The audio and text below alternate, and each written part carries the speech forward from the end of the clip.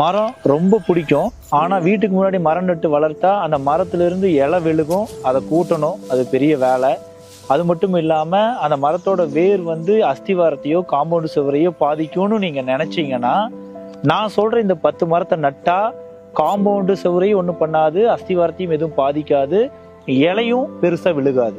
முதல்ல ஒரு 2 மரங்கள், மகிழ மரம், இன்னொன்னு இலுப்பை மரம். இந்த 2 மரங்களுமே மகாலட்சுமிக்கு பிடிச்ச ஒரு தெய்வ கடாட்சம் மிகுந்த மரம் அப்படின்னு சொல்லுவாங்க. இந்த மரங்கள் எந்த இடத்துல அதிகமா இருக்கோ அந்த இடத்துல ஒரு நல்ல ஒரு பாசிட்டிவ் வைப்ஸ் அந்த இடத்துல இருக்கும், செல்வ கடாட்சம் அந்த இடத்துல இருக்கும். வருஷம் முழுக்க 365 நாளும் எவர்கிரீன், ஒரு பசுமையாவே இருக்கும் அந்த மரங்கள். காலையில் எந்திரிச்ச உடனே நீங்க குருவிகள் சத்தத்தை கேட்டு சந்தோஷமா இருக்கணும்னா அப்ப இந்த 2 மரங்கள் நட்டா அந்த இடமே நிறைய குருவிகள் இந்த மரங்களுக்கு வரும். ஒண்ணு.